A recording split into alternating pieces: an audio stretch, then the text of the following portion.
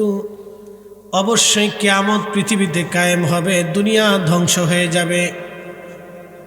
পৃথিবী আল্লাহ সৃষ্টি করেছেন, তামাম সৃষ্টি, নবমণ্ডল, ভূমণ্ডল, সপ্তম আসমান আর সপ্ত জমিন আল্লাহ 6 দিনে সৃষ্টি করেছেন। কিন্তু এই তামাম সৃষ্টি আল্লাহ মুহূর্তেই ধ্বংস করে দিবেন। তামাম সৃষ্টি ধ্বংস হবে। পৃথিবী একদিন সৃষ্টি করেছিলেন আমার রব, আবার ধ্বংস করে দিবেন আমার রব। কিন্তু ধ্বংস করার আগে পৃথিবীতে কয়েকটা আলামত হবে। একটা আলামত হচ্ছে আলামতে কুবরা, আর একটা আলামতে সুগরা। ছোট ছোট আলামত, আর একটা হলো বড় আলামত। একটা ছোট আলামত আর একটা বড় আলামত। এই ছোট বড় দিক সারা পৃথিবীতে আলামত চলতে থাকবে। প্রিয় উপস্থিতি, আমি বড় এবং ছোট দুইটা ভাগে ভাগ করলাম। বড় আলামতের নাম হচ্ছে আলামতে কুবরা। পৃথিবীতে হযরত ইমাম মাহদী আলাইহিস সালাম পৃথিবীতে আসবেন, এটা আলামতে কুবরা। হযরত ঈসা রুহুল্লাহ পৃথিবীতে আসবেন, এটা আলামতে কুবরা। হযরত ঈসা রুহুল্লাহর পরে দাজ্জাল পৃথিবীতে আসবে, আলামতে কুবরা। দাব্বাতুল আরদ পৃথিবীতে আসবে, আলামতে কুবরা। ইয়াজুজ মাজুজ পৃথিবীতে আসবে, আলামতে কুবরা। তামাম পৃথিবীতে ভূমিধস হবে, ভূমিকম্প হবে, আলামতে কুবরা। সারা পৃথিবীতে একসাথে ভূমিকম্প হবে। এখন বাংলাদেশে হলে ভারতে হয় না, ভারতে হলে পাকিস্তান হয় না, পাকিস্তানে হইলে আমেরিকা হয় না। তখন সারা পৃথিবীতে ভূমিধস, ভূমিকম্প একসাথে। এবং পৃথিবীর ভূখণ্ড থেকে আগুনের উৎপত্তি হয়ে মানুষদেরকে আগুন থেকে হাসরের দিকে দাঁড়িয়ে তাপ দাবড়িয়ে নেবে, আলামতে কুবরা। পশ্চিম দিক থেকে সূর্য উদয় হবে, আলামতে কুবরা। এই 7টা আলামত, আলামতে কুবরা, 7টা আলামতে কুবরা। আলামতে কুবরা আসার আগে পৃথিবীতে ছোট ছোট আলামত চলতে থাকে। 40 বছরের পর থেকে মানুষের হৃদয়ের পরিবর্তন হয়। অবশ্যই হবে, অবশ্যই হবে। তাহলে ইমাম মাহদীকে আল্লাহ 25 বছরে না দিয়ে 40 বছরে কেন দিবে? আমার রসুলকে 25 বছরে না দিয়ে আল্লাহ 40-এ কেন দিবে? কি কথা কর না কেন?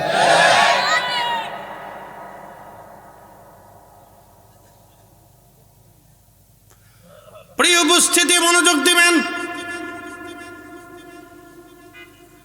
হযরত ইমাম মাহদী, এটা হচ্ছে আলামতে কুবরা। পৃথিবীর একবারে শেষ প্রান্তে চলে আসবেন। নবী বললেন, আমার মাহদী তামাম পৃথিবীতে এইভাবে দিন প্রতিষ্ঠিত করবে। আমি যেইভাবে দিন প্রতিষ্ঠিত করলাম, আমার তরিকায় আমার মাহদী পৃথিবীর ইসলাম চালাবে। একবার জোরে বলা যাবে কি মারহাবা? আল্লাহুম্মা সাল্লি আলা।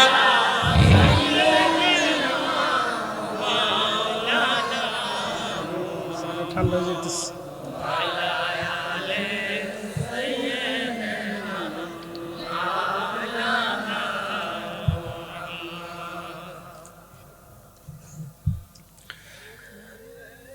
এ পৃথিবী এমনি থাকবে, আমরা একদিন থাকব না। সবাই আমাদের ভুলে যাবে, রসূল আপনি ভুলেন না। আল্লাহুম্মা সাল্লি। থাক থাক, একটু খাইলি।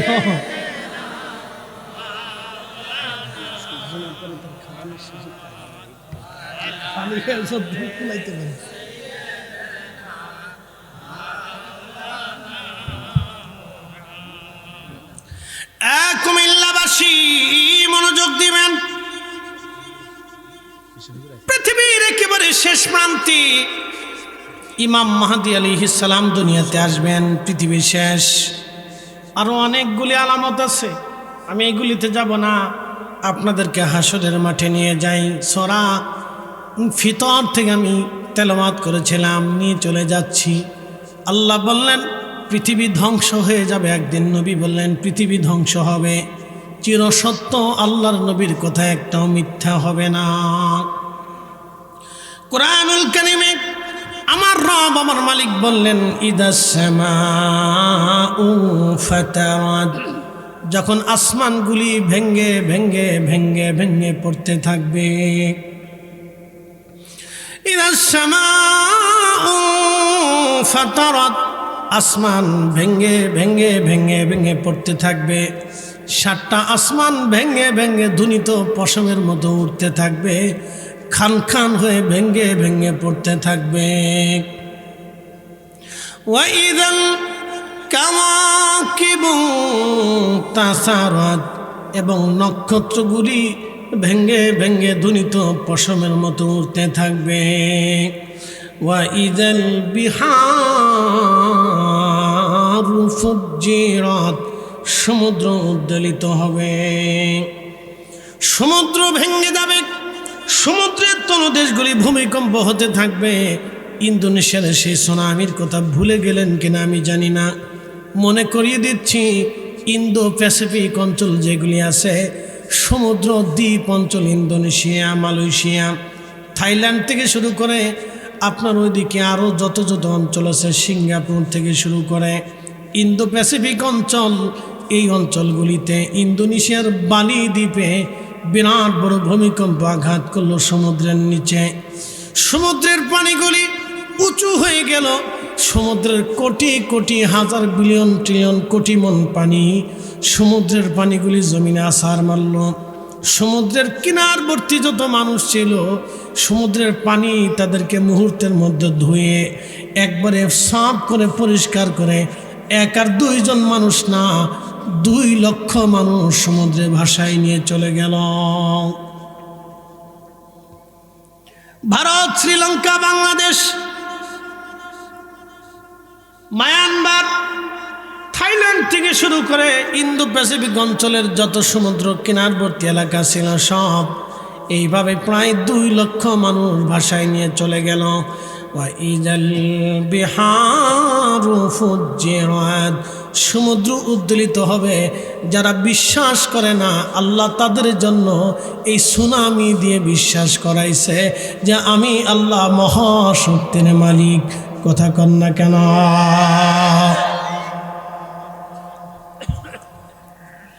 আমার রব মহাশক্তির মালিক, আমার আল্লাহ মহাশক্তির মালিক, আমার আল্লাহ মহাশক্তির মালিক। আল্লাহু আলা কুল্লি শাইইন কাদির, আল্লাহ সর্বময়, মহাশক্তির আধার, মহাশক্তির মালিক। আল্লাহর শক্তির কাছে আমরা দুর্বল। তার বাস্তব প্রমাণ হলো আমাদের বয়স। আমরা ধরে রাখতে পারি না, আমরা ধরে রাখতে পারি না, চোখের আলো ধরে রাখতে পারি না। যদি ধরে রাখতেই পারতাম তাহলে আমার চশমা পরা লাগতো না।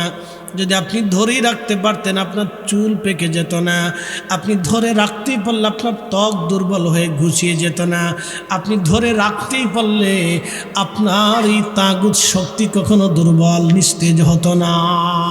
আপনার বয়স আপনার কাছে না, আপনার শরীর আপনার নিয়ন্ত্রণে নাই। আপনার শরীরটাও যিনি নিয়ন্ত্রণ করেন তিনি আমার আল্লাহ। আল্লাহ আল্লাহ আল্লাহ আল্লাহ। আল্লাহর নবী বললেন, সেই সময় যখন আসমান ভেঙ্গে ভেঙ্গে পড়বে, জমিনের উপরে নক্ষত্রগুলি ভেঙ্গে ভেঙ্গে পড়বে, সমুদ্র উদ্দোলিত হবে, কিয়ামতের বিভীষিকা এতই ভয়াবহ চলবে, তখন গর্ভবতী নারীরা ভয়ে তাদের বাচ্চা গর্ভপাত হয়ে যাবে। কি কঠিন হবে, কি কঠিন হবে সেই দিন। নারীরা গর্ভপাত হয়ে যাবে, বাঘ, সিংহ, গাধা, ঘোড়া, মানুষগুলি এক কাতারে বাঁচার জন্য দৌড়াইতে থাকবে, কিন্তু পালানোর কোনো রাস্তা থাকবে না। আল্লাহর নবী বললেন, সেই দিন জোয়ান যুবক মানুষগুলি সেই দিন ভয়ে বিহ্বল হয়ে বৃদ্ধ হয়ে যাবে, সাথে সাথে তাদের চুল দাড়িগুলি সাদা হয়ে যাবে। ভয়ে ভয়ে তাদের চুল দাড়িগুলি সাদা হবে, তাদের বয়স যুবক থাকবে কিন্তু তারা বুড়া হয়ে যাবে, চামড়াগুলি তাদের সঙ্গে সঙ্গে ভয়ে ঘুষিয়ে যাবে, চিন্তায় পেরেশানিতে। আল্লাহর নবী বলেন, হাসর বড় কঠিন, হাসর বড় কঠিন। ইমাম ইবনে কাসির আল বেদায়ের মধ্যে লেখেন, ঈসা রুহুল্লাহর উম্মতেরা ঈসা নবীর কাছে বললেন, ওগো আল্লাহর নবী, আপনি তো মরাকে জিন্দা করতে পারেন আল্লাহর হুকুমে। তা আল্লাহর নবী হজরতে নূহ আলাইহিস সালামের বেটা হাম, সাম, ইয়াফেস, কেনান, তো হামের কবর শুনলাম আরবের মধ্যে আছে, তাহলে আপনি দয়া করে হামের কবরের কাছে যাইয়া হামকে জিন্দা করে আমাদেরকে আপনি দয়া করে দেখান। হামের কাছ থেকে আমরা হজরত নূহ নবীর মহাপ্লাবন সম্পর্কে জানতে চাই। একটা কথা মনে রাখবেন, নূহ আলাইহিস সালামের 4টা সন্তান, হাম, সাম, ইয়াফেস, কেনান। কেনান পানির মধ্যে ডুবে মারা গেল, 3টা বেটা বেঁচে রইলেন, হাম, সাম, ইয়াফেস। হাম, সাম, ইয়াফেস। হামের বংশধর হলো আরবরা, সামের বংশধর হলো অনারবরা। ইউরোপ, আমেরিকা, অস্ট্রেলিয়া, এই উপমহাদেশ, এই এশিয়া মাইনরের এই অংশের মানুষ হলো সামের বংশধর, আর হামের বংশধর হচ্ছে আরবরা, আর ইয়াফেসের বংশধর হচ্ছে আফ্রিকানরা, এবং ইয়াফেসের বংশধর আরেকটা হবে, তারা হলো ইয়াজুজ মাজুজ। এগুলি জানার দরকার। তো হামের কবর ছিল ফিলিস্তিনের ভিতরে, প্যালেস্টাইন। হজরত ঈসা রুহুল্লাহর জন্মস্থান হচ্ছে বর্তমান বাইতুল আকসা। এই মসজিদের খাদেমা ছিলেন হজরত মারিয়াম আলাইহিস সালাম। হজরত ঈসা রুহুল্লাহকে আল্লাহ রুহের মাধ্যমে, সরাসরি ফুকের মাধ্যমে তৈরি করেছিলেন, বাবা মায়ের মিলনের মাধ্যমে না। আল্লাহ সরাসরি রুহু দিয়ে তাকে তৈরি করেছিলেন বিধায় তিনি রুহুল্লাহ ছিলেন। একসাথে বলা যাবে না আল্লাহু আকবার, না আরো জোরে বলেন আল্লাহু আকবার। এই জন্য নবীদের জন্ম পদ্ধতি নিয়ে ঝগড়া করতে হয় না। আমাদের দেশে নুরুল্লাহ, নুরুন নবী, এগুলি নিয়ে ঝগড়া করি আমরা, করবেন না। আল্লাহ তার রাসূলকে মহান ইজ্জত দিচ্ছেন, একিন রাখবেন, বিশ্বাস রাখবেন, তিনি অনেক সম্মানিত এবং আমাদের থেকে ভিন্ন খুসুসিয়তের মালিক। আমাদের পেশাবে দুর্গন্ধ আসতো, রাসূল করিমের পেশাবে দুর্গন্ধ হতো না, অথচ একই পানি পান করছি। জমজমের পানি হাজিরা পান করে না, কি করে না কি? তো জমজমের পানি পান করার পরে পেশাবে দুর্গন্ধ আসে না? কথা কর না, আসে নাকি? আসে তো, কিন্তু রসুলেরটা কেন আসলো? খুশুসিয়ত আলাদা, অত মোনাকে নিয়ে ঝগড়া করা যাবে না। প্রিয় উপস্থিতি, মনোযোগ দিবেন।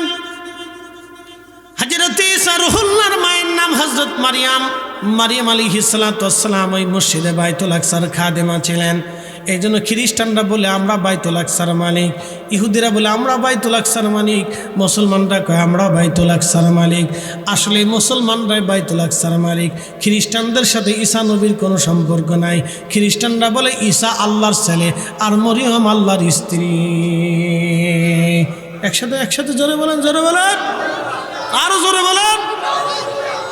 আল্লাহর বউর দরকার, কি কথা কর না কেন? আল্লাহর বউর দরকার। কাম বাসনা সৃষ্টি কে করছে? তো যিনি কাম বাসনা সৃষ্টি করলেন তার আবার কামের দরকার কি? কি কথা ঠিক আছে না? যিনি স্বামী স্ত্রীর সৃষ্টি করলেন তার আবার বউয়ের দরকার। এগুলো খ্রিস্টানদের এক ভ্রান্ত ধারণা। তারা বলে এক আত্মা, 3 জন। নাউজুবিল্লাহ মিন যালিক। আল্লাহর আত্মা বানাইছে। কি পাগলের পাগল! এক আত্মা 3 জন, আল্লাহ, ঈসা আর মরিয়ম। দেখছেন নি কায়দা বাইদা, কোথার থেকে কোথায় খিচুড়ি বিরিয়ানি, একবার সব এক জায়গায় লুই গেছে। এই জন্য আল্লাহ বলছেন ইন্নাল্লাযীনা কাফারু, যারা কাফির, মিন আহলিল কিতাব, আহলে কিতাব ইহুদি খ্রিস্টান, আল মুশরিকিন, যারা মুশরিক, যারা শিরিক করে, প্রতিমার সামনে, পাথরের সামনে, গাছের সামনে, সূর্যের সামনে যারা মাথা নত করে সিজদা দেয়, খোদা ভগবান মনে করে, ফিনারি জাহান্নামা খালিদিনা ফিহা, তারা চিরদিন জাহান্নামে থাকবে, কোনোদিন তারা জাহান্নাম থেকে বের হতে পারবে না। ফায়সালা আমার না আল্লাহর? এই জন্য আল্লাহ রাসূল বলছেন, আম্মা তোমাকে কেটে কেটে যদি টুকরা টুকরা করা হয় তো শিরক করবে না, শিরক করবে না, শিরক করবে না। তোমাকে কেটে কেটে টুকরা টুকরা করলেও তুমি শিরক করবে না, আল্লাহর সাথে শিরক করবে না। তোমাকে কেটে কেটে টুকরা টুকরা করলেও তুমি আল্লাহর সাথে শিরক করবে না, শিরক করবে না। আল্লাহ নিজে বলে দিয়েছেন, আল্লাহ রাসূল শিরক করবে না। তুমি শিরক করে যদি কবরে চলে যাও তো আমাদুন আবাদা জাহান্নামে থাকতে হবে।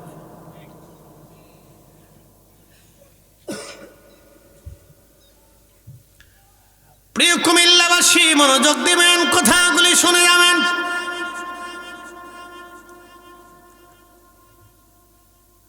আল্লাহ নবী বলেন, উম্মতরে সেই কঠিন ভয়াবহতা এতই কঠিন, ঈসা রুহুল্লাহ উম্মতদেরকে নিয়ে গেলেন হামের কবরের পাশে।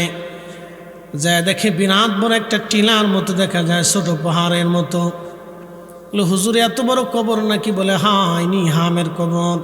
ঈসা রুহুল্লাহ পাশে দাঁড়ায় বললেন, হে হাম, নূহ আলাইহিস সালামের বেটা, আল্লাহর হুকুমে কুম বিজনিল্লাহ তুমি জিন্দা হয়ে যাও। সাথে সাথে নূহ আলাইহিস সালামের ছেলে হাম কবরের ভিতর থেকে উঠে ওনার আসল সুরতে উনি হযরত ঈসা রুহুল্লাহর সামনে দাঁড়ায় গেলেন। ৬০ হাত লম্বা, জোরে বলা যাবে কি আল্লাহু আকবার?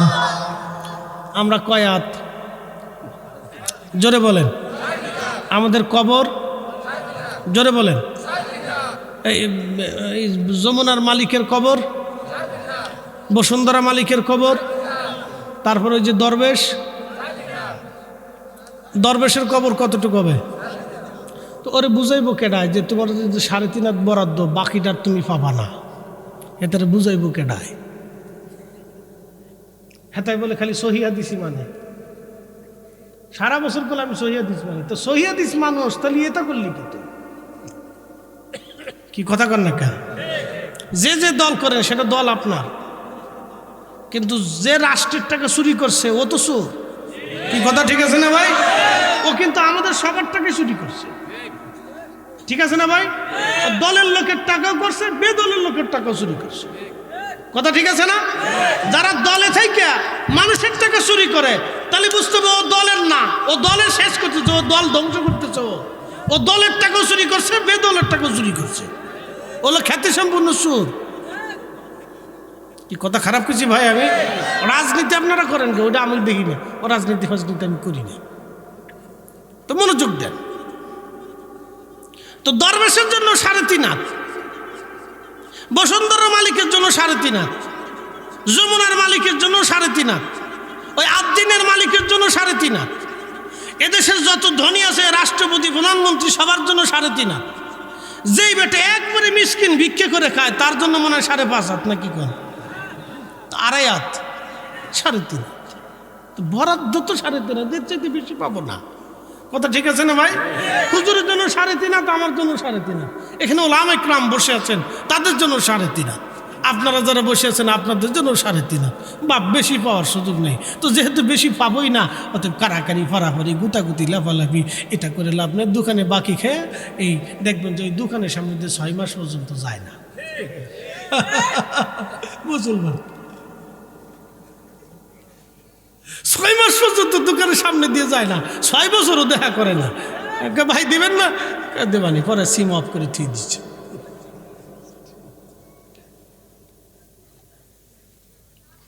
এগুলি করবেন না বন্ধু, ৩.৫ হাতের বেশি নাই। আমি যা বলছি এটা সত্য, ৩.৫ হাতের বেশি নেই বন্ধু, ৩.৫ হাতের বেশি নেই। খামাখা আমরা দুনিয়া নিয়ে পারাপারি করি, মারামারি করি, ঝগড়া করি, কিলি বাস্টাবাস্টি করি, মারামারি করে অন্য জমি দখল করতে হবে, এটি নিতে হবে, সেটি নিতে হবে, দোকান দখল করতে হবে। এগুলি করবেন না, যারা বুঝে তারা করে না। প্রিয় ভাই আমার, খুব মনোযোগ দিবেন। হাজরাতে ঈসা রুহুল্লাহ বললেন, হাম তোমাকে দুটি প্রশ্ন করব। হাম বললেন, আপনি ঈসা রুহুল্লাহ, আল্লাহর নবী ঈসা? বলে হ্যাঁ। আপনি কি হাম হযরত নূহ আলাইহিস সালামের বেটা? বলে হ্যাঁ। হাম ইন্তেকালের সময় কি আপনার চুল দাড়িগুলি কি সাদা ছিল? হাম ডাক দিয়ে বললেন, না হে ঈসা রুহুল্লাহ, আমি যখন ইন্তেকাল করেছিলাম আমার চুল দাড়িগুলি তখন কাঁচা ছিল, আমার চুল দাড়ি তখন পাকে নাই। বলে তাহলে আপনার চুল দাড়ি কেন সাদা হয়ে গেছে? হাম ডাক দে বলেন, ঈসা নবী আপনি যখন কুম বিজনিল্লাহ বলে ডাক দিলেন তখন আমি মনে করছি কিয়ামত বুঝি সংগঠিত হয়ে গেছে, কিয়ামতের মাঠ বুঝি শুরু হয়েছে। কিয়ামতের মাঠের চিন্তায় আমি হামের চুল দাড়িগুলি সাদা হয়ে গেছে, চুল দাড়িগুলি সাদা হয়ে গেছে। তাহলে বুঝেন কিয়ামতের মাঠ কত ভয়াবহ হবে, কত ভয়াবহ হবে। হাম বলতেছে হুজুর কিয়ামতের কঠিন চিন্তা, আমার চুল দাড়িগুলি সাদা হয়ে গেছে হুজুর, আমি ভয় পেয়ে গেছি, বুঝি কিয়ামতের মাঠ কায়েম হয়ে গেল। নূহ আলাইহিস সালামের বেটা হাম, সেও কিয়ামতের চিন্তায় পরেশান হয়ে তার চুল দাড়ি সাদা হয়ে যায়। আপনি একটু ভাবেন তো কত ভয়ঙ্কর হবে সেই দিনটা।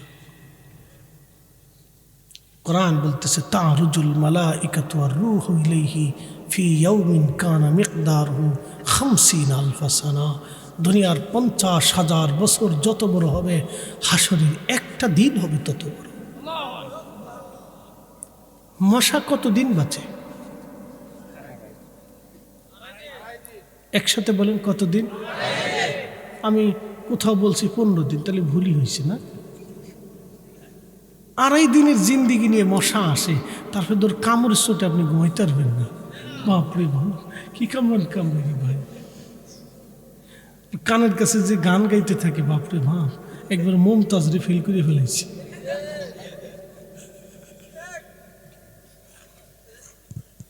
কি সাউন্ড দিতে থাকে, এই তোরে আসতেছি দাঁড়া, মাত্র 2.5 দিনের হায়াত। আহা, এখন আপনি কতদিন বাঁচেন হিসাব কষাই দিই। আপনি তো চিন্তা করতেছেন মশা মাত্র 2.5 দিন বেঁচে রইল, তাহলে আমরা কিয়ামতের তুলনায় পৃথিবীতে কত সময় বেঁচে থাকি বের হিসাব কষে। দুনিয়ার 50,000 বছর, একসাথে বলেন কত হাজার বছর? 50,000কে দিয়ে আপনার জীবনের 60 বছর দিয়ে 50,000-এ ভাগ দিয়ে দেখেন, তাহলে বুঝবেন যে হাসরের ময়দানের কতদিন সময়, আপনি কতটুকু সময় আপনি পৃথিবীতে বেঁচে থাকেন, মশার চাইতেও কম সময়। কি কথা কন না কেন? এই সামান্য সময়ের জন্য কত ফারাফারি, মারামারি, গুতাগুতি, কিলেকিলি, মারামারি, গুতাগুতি। এর চেয়ে সহজ করে বোঝানোর মতো অভিজ্ঞতা আমার নাই। আমার এই সামান্য মেধা দিয়ে আপনাদেরকে বুঝাইলাম। কালকে 2টা মাহফিল সিলেটে করে এসে জমা পড়াইছি, জমা পড়ায় এসে এই আপনাদের এখানে আসছি। এই আপনারটা সেরে আবার আরেকটা যেতে হবে, আবার কালকে সিলেটে যেতে হবে। ঘুমের 12টা বাজছে, তারপরে এই মস্তিষ্ক নিয়ে আপনাদেরকে বোঝানোর চেষ্টা করতেছি। প্রিয় উপস্থিতি, বুঝে যাওয়াটা অত্যন্ত জরুরি। মশার চেয়েও কম সময় আমরা পৃথিবীতে হাসরের ময়দান অনুযায়ী বেঁচে থাকি। কথা ঠিক আছে না ভাই? মশার চেয়েও কম সময় বেঁচে থাকি। আহা, যদি আমরা বুঝতাম। কুমিল্লাবাসী মনোযোগ দিবেন, হাসরের মাঠ এত কঠিন। প্রিয় নবীজি বলেন উম্মতরে, আল্লাহ তখন বললেন ওয়াইদাল কুবুরু বুসিরাত, কবর থেকে মানুষ উঠে উঠে উলঙ্গ হয়ে দৌড়াইতে থাকবে, হাসরের দিকে দৌড়াইতে থাকবে। নবী বললেন আয়েশা, পৃথিবীর সব মানুষ সেই দিন উলঙ্গ থাকবে, কিন্তু তোমার নবীকে আল্লাহ পোশাক পরিহিত অবস্থায় সম্মানের সাথে মাকামে মাহমুদ ওয়ালা বানায়া রাখবে। একবার জনে বলা যাবে কি মারহাবা। শ্রেষ্ঠ নবী দিলাম রে তরিয়ে নিতে রোজা হাসরে, পথ না ভুলি তাই তো দিলে পাক কোরআনের বাণী। খুদা তোমার মেহেরবানি। আল্লাহুম্মা সাল্লি আলা, জবান খুলে মাশাআল্লাহ মাশাআল্লাহ।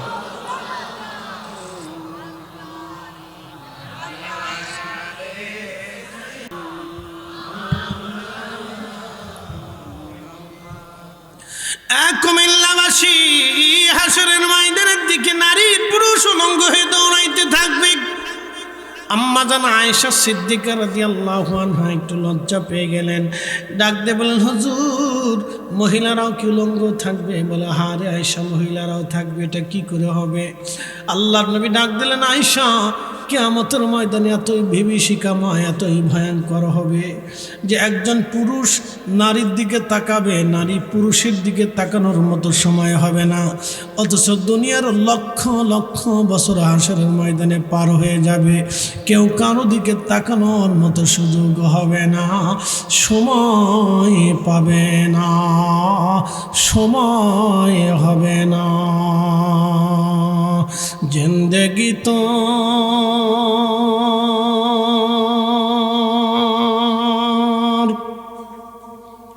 যাইরে ফাঁকি দিয়া রে সোনার জিন্দেগি তো যাই ফাঁকি দিয়া। ও আদামরি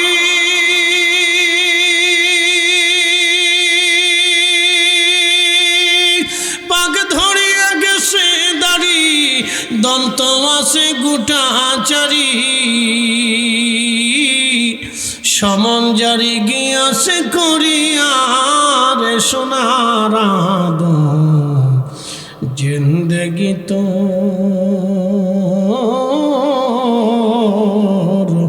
যাই ফাঁকি দিয়া।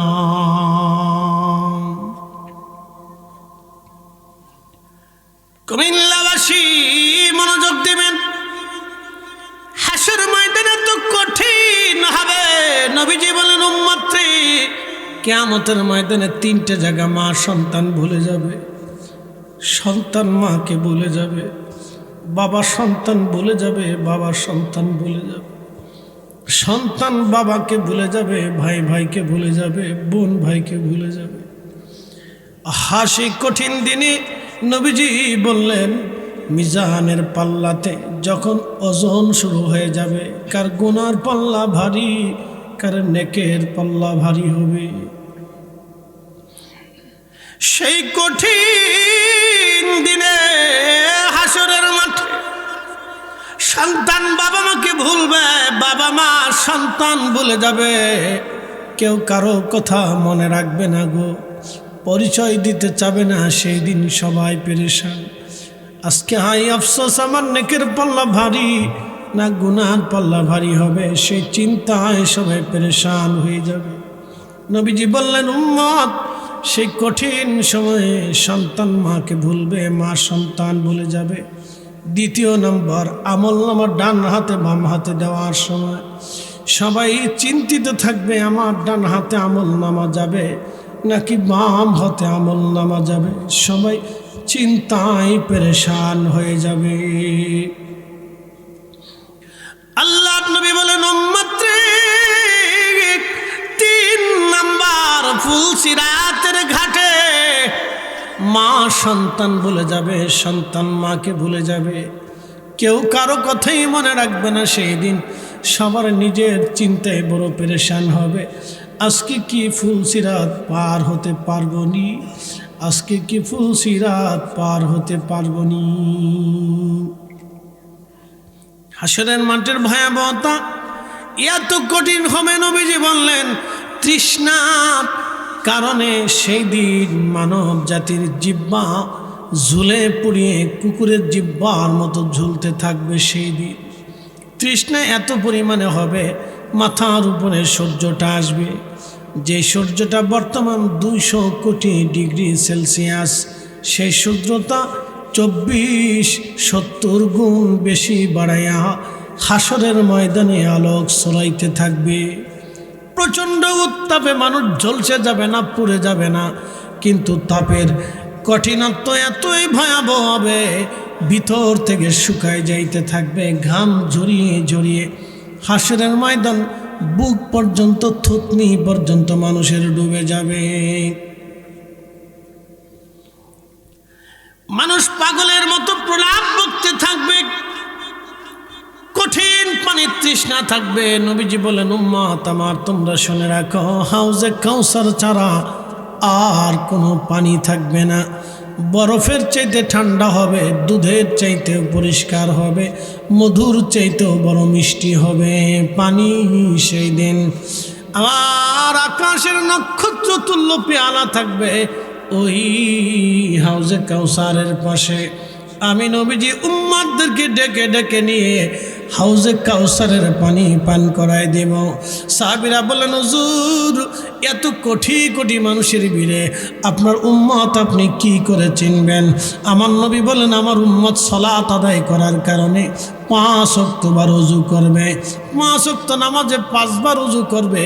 ওই ওযুর চিহ্ন সেজদার জায়গাগুলি নূর চমকাইতে থাকবে, নূর চমকাইতে থাকবে।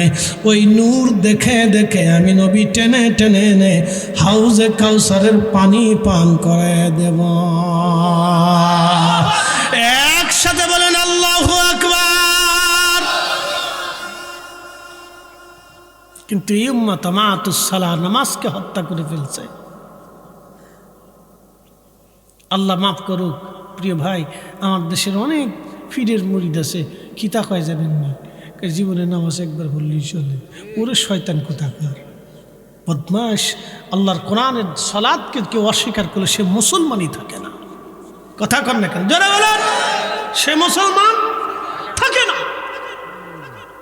এই যে দাড়ি দেখতেছেন না, আপনি দাড়ি না রাখেন না সেটা এক ভিন্ন মশালা হবে, কিন্তু যদি বলেন যে ইসলামে কোনো দাড়ি নাই, তখন আপনি আর মুসলমান থাকবেন না, কারণ আপনি রাসূল কারীমের একটা সুন্নতকে ইনকার করেছেন। কি কথা কন না কেন?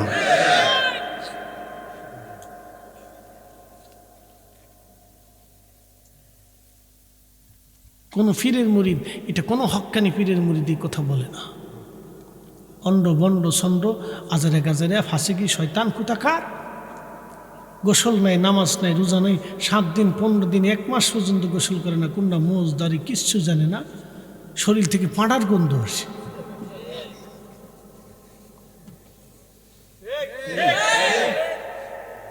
এটা কি পীর মুরিদি? হ্যাঁ, মুজাদ্দিদ আল ফেসানি কি এই জন্য আসছিলেন? খাজা গরিবে নওয়াজ কি এই জন্য আসছিলেন? বাহাউদ্দিন নকশবন্দ বুখারী এই জন্য আসছিলেন?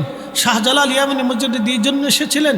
কুতুবউদ্দিন কাকি, নিজামউদ্দিন আউলিয়া বাইজিদ বুস্তামি সারা দিনের পর দিন, রাতের পর রাত সালাত পড়তে পড়তে, সেজদা দিতে দিতে কত রাত তারা পার করেছে। আর ওরা কয়টা কি বলে এটা পীর মুরিদি, এটা বলে মারেফত। জুতা দিয়ে বাইরে ওর মারেফত সোজা করার দরকার।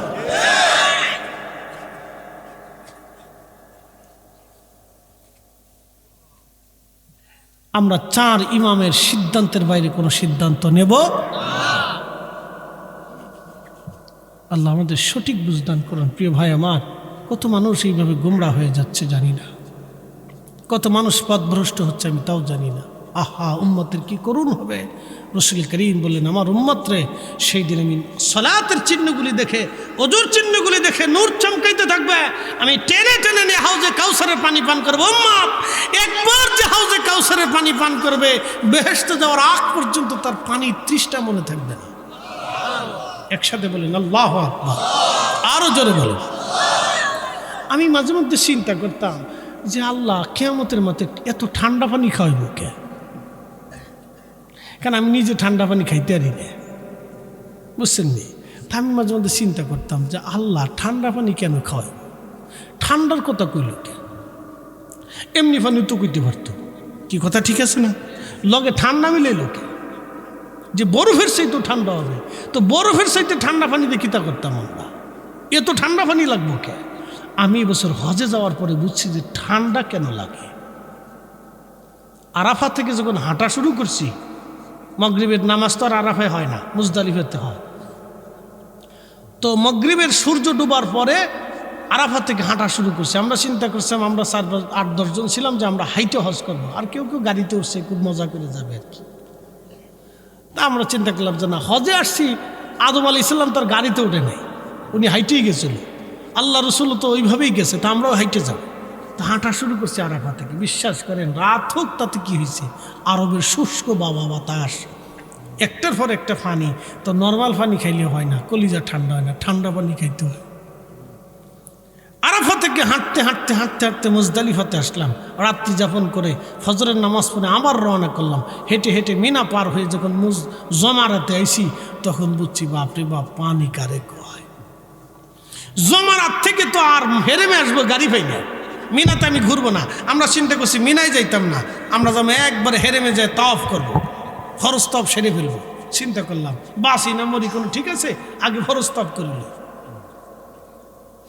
তো হেঁটে হেঁটে হেরেমে আসছি, হেরেমে আইসে তাওয়াফ করছি,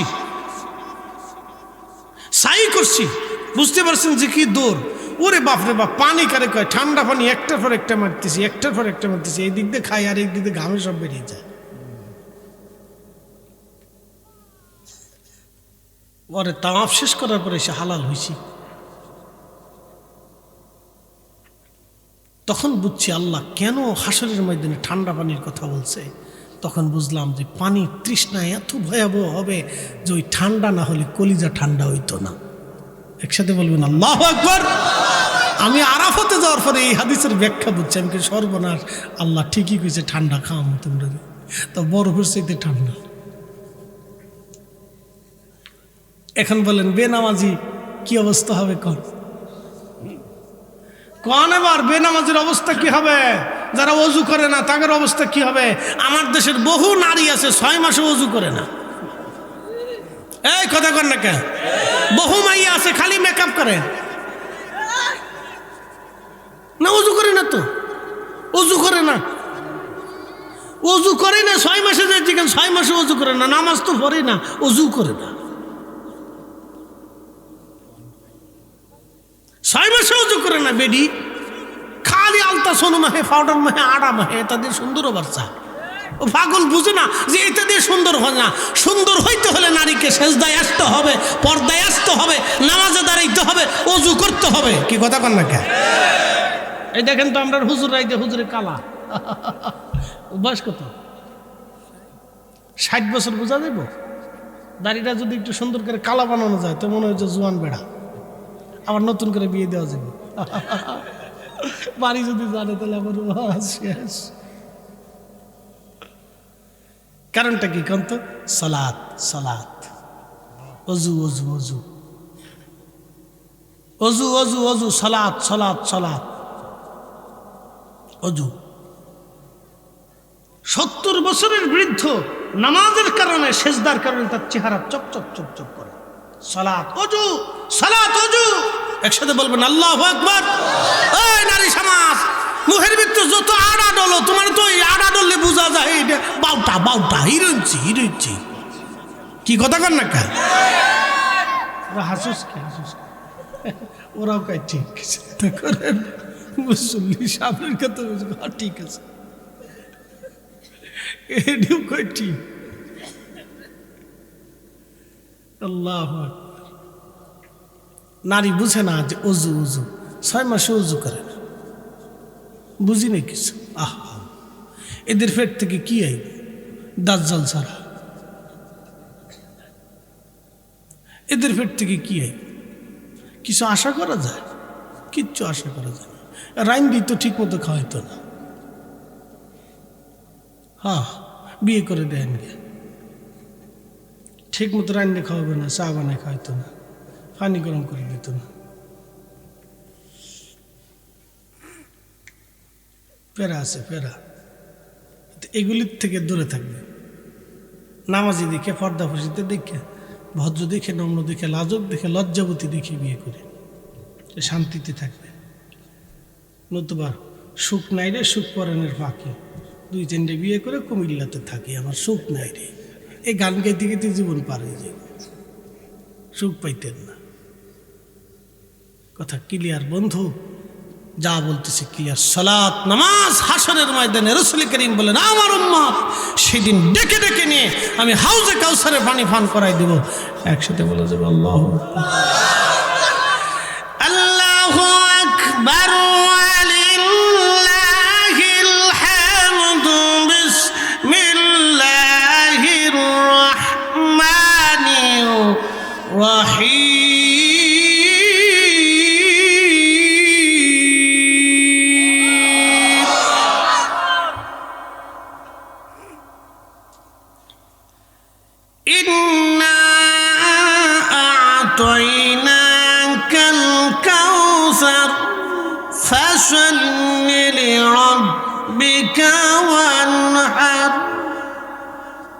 একসাথে বলেন না মারহাবা। হুজুর আপনাকে হাউজে কাউসারের মালিকানা দিয়ে দিচ্ছি, উম্মতকে বলেন সালাত আদায় করতে, কুরবানি করতে। আরো জোরে বলেন কি করতে হবে? সালাত। জোরে বলেন কি করতে হবে? কি করতে হবে? কি করতে হবে? কি করতে হবে? কি করতে হবে? সালাত। মাঝে মধ্যে সারবেন, মাঝে মধ্যে পড়বেন, প্রত্যেক জুমায় একবার পড়লেই সারবেন। 5 ওয়াক্ত। জোরে বলেন কত ওয়াক্ত? হাউজে কাউসারের পানি যদি পাইতে চান তাহলে 5 ওয়াক্ত। কয় ওয়াক্ত?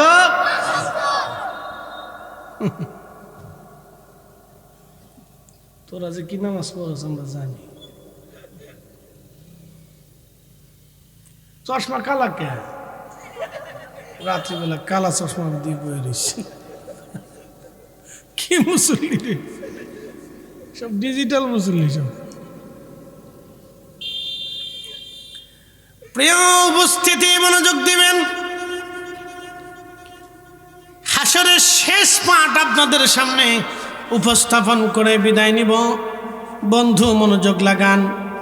হাসরের ময়দান এত ভয়াবহ হবে, তামাম সৃষ্টির মানব জাতিগুলি পাগল পারা হয়ে যাবে। সবাই দৌড়াইয়া হজরতে আদম সফিউল্লাহর কাছে যায় বলবে, আদম গো, আল্লাহ কাহার হয়ে গেছে, আপনি আল্লাহর দরবারে যান, আমাদের জন্য কিছু বলেন। আদম নবী ডেকে বলবে, হে আমার সন্তানরা, যদু বাবার মায়া বড় বেশি, আমার সন্তানরা, আমি আজকে চিন্তিত আছি। খোদার এক কাহারিয়াত আমি আজকে মিটাইতে পারবো না, তোমরা অন্য কোনো নবীর কাছে যাও। দৌড়াইয়া নূহ নবীর কাছে আসবে।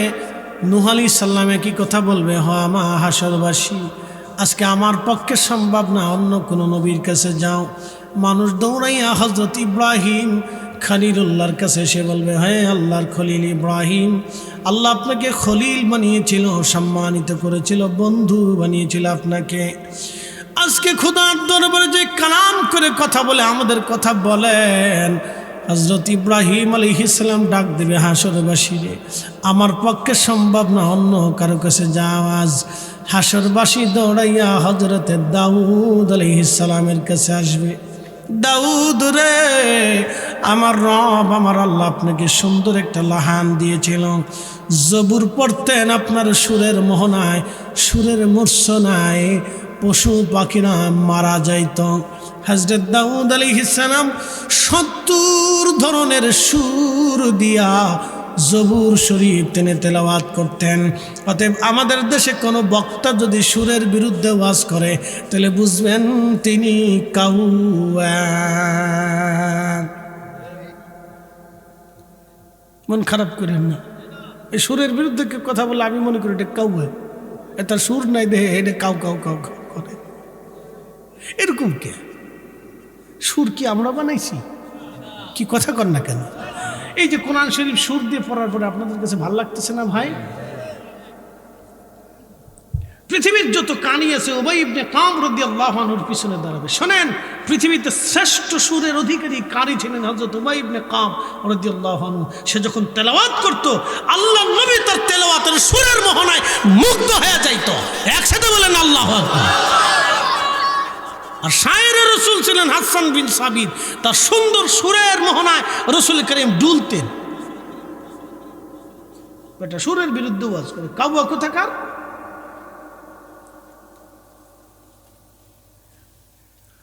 হযরতে দাউদ আলাইহিস সালাম ডাক দিবে, হাসরবাসী, অন্য কোন নবীর কাছে যাও, আমার পক্ষে আজকে সম্ভব না। হাসরবাসী দৌড়ে আসবে হযরত মুসা কালিমুল্লাহর কাছে। মুসা গো, আল্লাহ তোমার এক কালিমুল্লাহ বানাইছে গো মুসা, তুর পাহাড়ে তুমি খোদার সঙ্গে কালাম করতে, আজকে হাসরে খোদার সঙ্গে কালাম করো, আমাদের দুঃখের কথা আল্লাহকে বলো, সুপারিশ করো আমাদের জন্য। মুসা আলাইহিস সালাম বলবে, হাসরবাসীরা আমার পক্ষে সম্ভব না, অন্য কোনো নবীর দরজায় তোমরা যাও। হাসরবাসী দৌড়ে হযরত ঈসা রুহুল্লাহর কাছে এসে কাঁদতে থাকবে। ঈসা রুহুল্লাহ ডাক দিয়ে বলবে, হাসরবাসী রে, তোমরা আজকে যত জায়গায় যাও কাজ হবে না। আমি ঈসা যেই নবীর উম্মত হয়েছিলাম হাসরবাসী, তোমরা চলে যাও আখির নবী রাহমাতুল লিল আলামিনের দরবারে মুস্তাফাতে যাও। ওই নবী ছাড়া আল্লাহকে আজকে কেউ খুশি করতে পারবে না, আল্লাহর কাহারিয়াত কেউ দমাইতে পারবে না।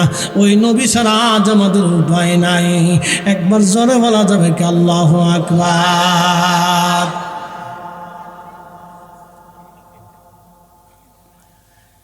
হাসরবাসী দৌড়াইয়া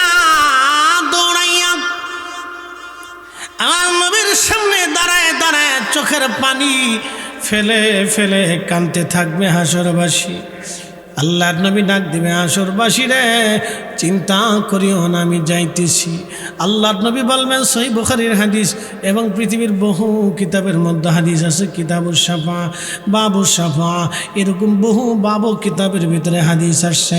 শত শত হাদিস গ্রন্থে এই হাদিস কেন আসছে। আল্লাহর নবী বলেন, আমার উম্মত তোমরা শোনো, আমি দৌড়াইয়া আল্লাহর কুদরতি কদমের সামনে সেজদায় পড়ে যাব। আমার আল্লাহ আমার কালবের ভিতরে এমন প্রশংসামূলক বাক্যগুলি ঢেলে ঢেলে দেবেন, আমি আল্লাহর দরজার সামনে সেজদায় পড়িয়া আল্লাহর প্রশংসা গাইতে থাকবো, গুণকীর্তন করতে থাকবো। আল্লাহ ডাক দেবে, বন্ধু মাথা উঠান। আর কাঁদবেন না আপনি, মাথা উঠান, কাঁদেন কেন? আমি নব তখন বলবো, ইয়া রব হাবলি উম্মতি, আল্লাহ আমার উম্মত গুনাহ করে ফেলছে, আল্লাহ আমার উম্মত গুনাহগার, আমার উম্মত পাপী, আমার উম্মত অপরাধী, আল্লাহ আমার উম্মত আমার উম্মত আমার উম্মত। আল্লাহ ডাক দেবে, বন্ধু মাথা উঠান, আপনি কাঁদবেন না, কাঁদার জন্য হাসর কায়েম করে নাই। আমি আল্লাহ ওয়াদা করছিলাম, ওয়ালা সাউফা ইউতিকা রাব্বুকা ফাতারদা, আমি বলছিলাম অচিরে আপনাকে খুশি করব, রাজি করব, আপনি মাথা উঠান। আমি বলেছি, আসা আইয়াবা আসাকা রাব্বুকা মাকামাম মাহমুদা, আপনাকে মাকামে মাহমুদওয়ালা বানাবো, বন্ধু মাথা উঠান। আমি তখন বলবো, ইয়া রব হাবলি উম্মতি, আল্লাহ ডাক দেবে, বন্ধু মাথা উঠান। আজকে আপনার হাতে থাকবে হামদের পতাকা, আপনার হাতে থাকবে শাফাতের পতাকা। আপনি আগে উম্মত নিয়ে জান্নাতে যাবেন, ফুলসিরাত পার হবেন, জান্নাতে যাবেন। সবার আগে আপনি জান্নাতের তালা খুলবেন। আপনার আগে কেউ জান্নাতে আজকে ঢুকতে পারবে না, যেতে পারবে না। আপনি নবী যা চাবেন আমি আল্লাহ আজকে তাই দিয়ে দেব। আমি 70,000 এবং তাদের প্রত্যেকের সঙ্গে করে আরো 70,000 করে আমি আমার উম্মতের বিরাট বহর নিয়ে আমি নবী সবার আগে ফুলসিরাত পার হয়ে জান্নাতের দরজা খুলে আমি আমার উম্মতদেরকে জান্নাতে ঢুকাবো। একসাথে বলেন আল্লাহু আকবার, আর জোরে বলেন। কাজী নজরুল কত চমৎকার লিখেছেন, শ্রেষ্ঠ নবী তরিয়ে নিতে রোজা হাসরে পথ না ভুলি, তাই তো দিলে পাক কোরআনের বাণী, খোদা তোমার মেহেরবানি। সুন্দর ফল মিঠা নদীর পানি, খোদা তোমার মেহেরবানি, খোদা তোমার মেহেরবানি। আল্লাহুম্মা সাল্লি আলা, জবান খোলে। উম্মত কিভাবে চিনবেন? বলে আমার উম্মত ওযু করবে, নামাজ পড়বে, ওই নামাজের চিহ্ন ওযুর চিহ্নের মধ্যে নূর চমকাবে। আমি আমার উম্মত দেখে দেখে চিনতে পারবো। টেনে টেনে আমি আমার উম্মতকে শাফাতের পতাকার নিচে নিয়ে চলে আসবো। একসাথে বলেন না মারহাবা, একসাথে বলেন সালাত, আরো জোরে। নামাজ সারা উপায় নাই, নামাজ সারা উপায় নাই, নামাজ সারা উপায় নাই। ঠিক আছে না? নামাজ সারা উপায় নাই। কথা ক্লিয়ার? জনগণের সাহায্য আমি সারা রাত ওয়াজ করি, আমি জানি ভালো তো লাগবে।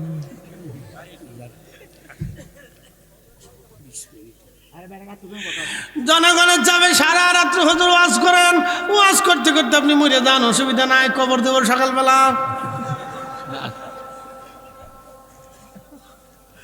এটা শুরু করে চাইব। শোনেন, ঘটনা হয়েছে কি, আমরা তো ওয়াদার কাছে আসলে আমরা তো ওয়াদার কাছে দায়বদ্ধ। এই আপনাদের এখানে আসাটা একটু দেরি, অসুবিধা নেই, তারপর সুন্দর হয়েছে, সব আল্লাহর ইচ্ছা। কথা ঠিক আছে না? আমার কোনো ইচ্ছা নেই, এখানে কোনো শক্তি থাকে না। তারপরও এই যে পথ চলি, আল্লাহু আকবার, কত পথ আমরা চলি, তারপর আল্লাহ আমরা চালায় শত শত মাইল। কালকে বুঝতেছেন, সিলেট থেকে কোলাউড়া থেকে বাদাসা করে মৌলভীবাজার শহরে শেষ করে রাত 1:30টার সময় গাড়ি টান দিছি, না 2টার সময় গাড়ি টান দিছি, আসে সকাল 9টার সময় বাসায় পৌঁছেছি। এখন কোন সময় ঘুমামো খামো, কোন সময় এই জুমা পড়া, আবার জুমাতে মনে করেন যে আগে যে 12টার সময় বুঝতে, ঢাকার মসজিদ তো বুঝিনি, হাজির হইতে হয়, মসজিদে দাঁড়াইতে হয়, না আজানের কিছু সময় পরপরই দাঁড়াইতে হয়, তার প্রস্তুতি থাকে, খুতবার বিষয় থাকে।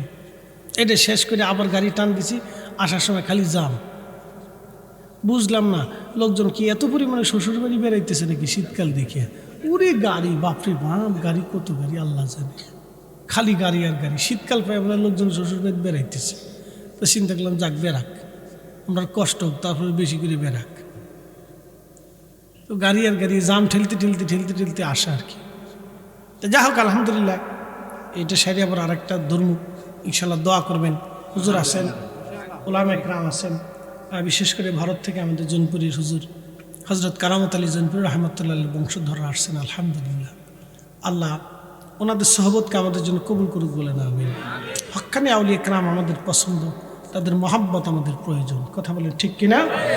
আমরা তাদেরকে মহাব্বত করি। প্রত্যেক আউলিয়া একরাম আমাদের মাথার তাজ। প্রিয় ভাই, আউলিয়া একরামদেরকে মহাব্বত করা আমাদের জরুরি দায়িত্ব। আমি বিভোর হয়ে রসুল নামের দুরুদ পড়ে যাই,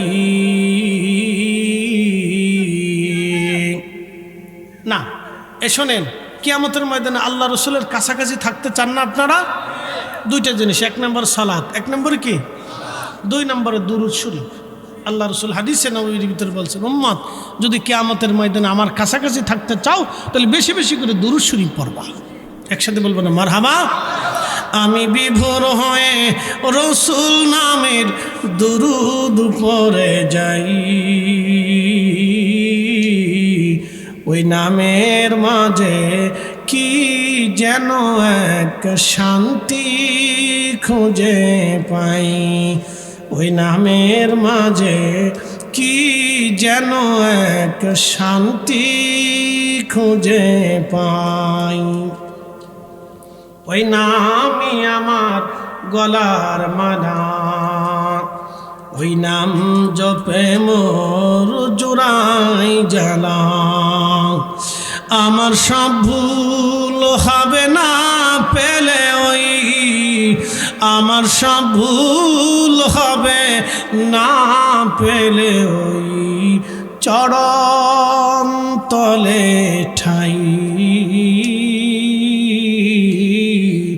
ওই নামের মাঝে কি যেন এক শান্তি খুঁজে পাই।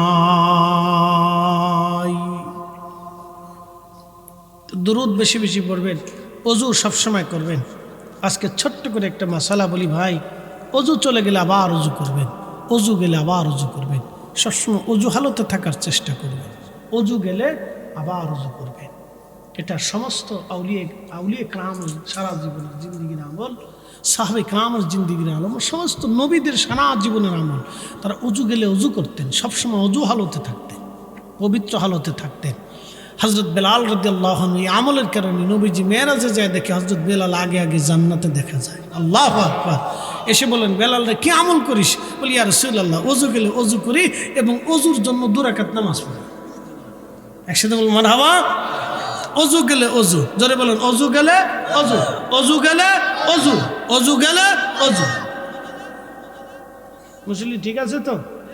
দাঁড়া ফেসাব করিস না।